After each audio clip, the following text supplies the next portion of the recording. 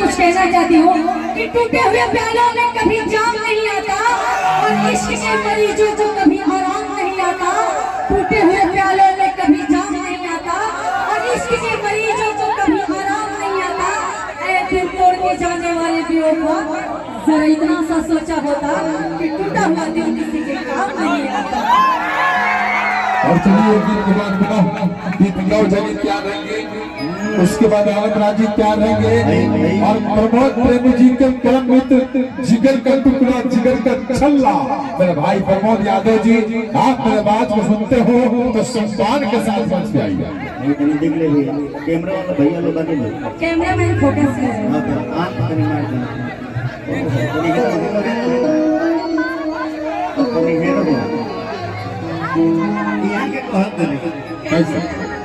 कि मारे बखिया कहे बाबू मर जाइबा,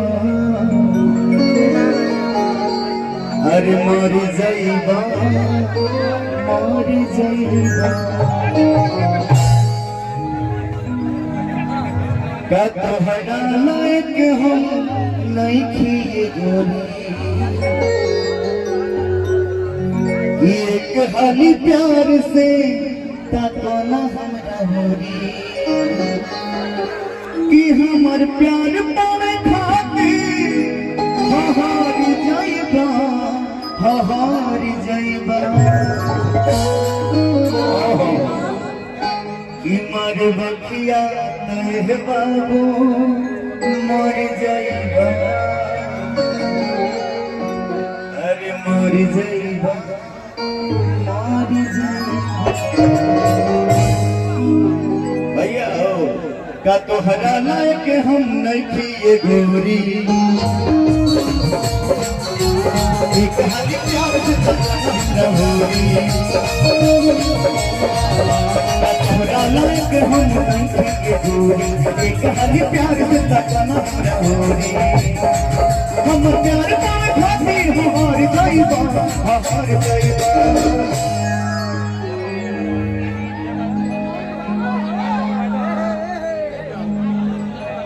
हमने के प्रमोद जी को बुलाइए, इधर आइए, नहीं इधर आइए, इधर आइए, इधर आइए, आप इधर आइए, इधर आइए।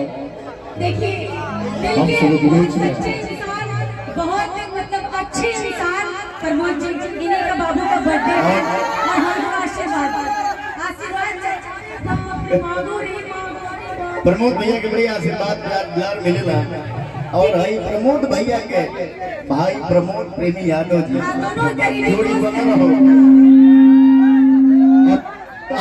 आर्यवीर बबुआ के भाई हो, दोनों लोग आ जाइए, दोनों लोगों के लिए मैं कहना चाहती हूँ कि दोस्त ही दोस्त को साथ दिया करते हैं और दोस्त ही दोस्त को प्यार किया करते हैं।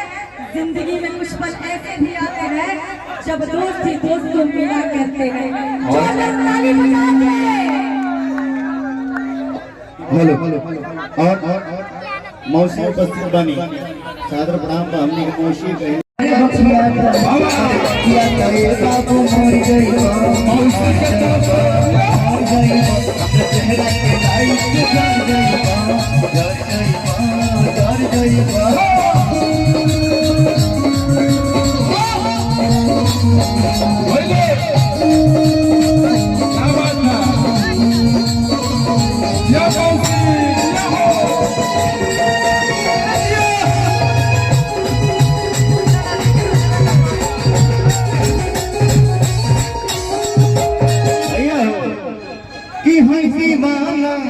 सहिल सब झेल हो, अरे सब झेल हो, अरे सब झेल हो। कि करे लगबो हमरा से तू मेल हो, तू मेल हो, अरे तू मेल हो। कि हमर तू खाना सारा तू सह पैबा, न सह पैबा। कि मारे बकिया तक, मारे बकिया तक, मारे बकिया तक बाबू मर जाइबा, मर जाइबा, मर जाइबा। चेहरा के लाइट